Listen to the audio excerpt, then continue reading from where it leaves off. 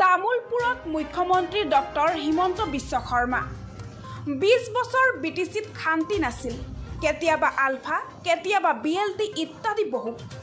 কিন্তু যেতিয়াৰ পৰা নৰেন্দ্ৰ মোদী আহিলে বিটিআৰবাসী শান্তিত আছে প্ৰমোদ বড়ো চিফ হোৱাৰ পিছত জংঘলত থকা সকলো উগ্ৰপন্থীক লৈ অনা হ'ল আমাৰ মানুহ এতিয়া ৰাতি 12 বজাত যতে ততে যাব পাৰে তামুলপুৰত এতিয়া ডিসি অফিসে নিজে আহি সিভিল কাজ দি যাব লাগিব সম্পূৰ্ণ বিনামূলীয়াকৈ নিৰ্বাচনৰ পিছত জিলা হ'ব আমি আপোনালোকৰ লগত বহি আলোচনা কৰি মাটি বাৰীৰ সকলো সমস্যা সমাধান কৰিম যাতে গৰীব দুখীয়া লোকে অসুবিধা নহয় তাৰ চিন্তা মই কৰিম এতিয়া ডিটেনশন কেম্পত কোনো বঙালী লোক নাই এনআৰসি অসমত এতিয়াও প্ৰযোজ্য হোৱা নাই আপোনালোকে চিন্তা কৰিবলগীয়া একো নাই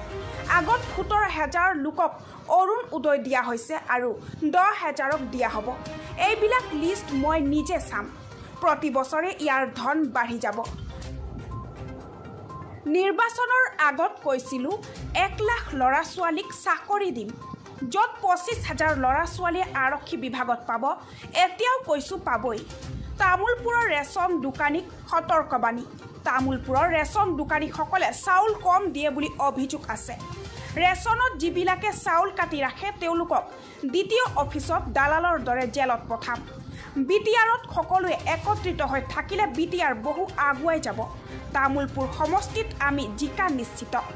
যোৱা নিৰ্বাচনৰ তুলনাত এইবাৰ ইউপিপিএল দলে আৰু বেছি ভোট পাব দিল্লী দিছপুৰ আৰু কোকৰাঝাৰতো আছে বিজেপি গতিকে নিশ্চিন্ত ভোট দিয়ক য'ত ট্ৰেক্টৰ আছে তাৰ চিহ্নত ভোট দি বেকা কৰি দিয়ক news desk report Baksa live চৰকাৰে এই ক্ষেত্ৰত ব্যৱস্থা ল'ব আমিও কিছুমান কথা চিন্তা কৰি আছো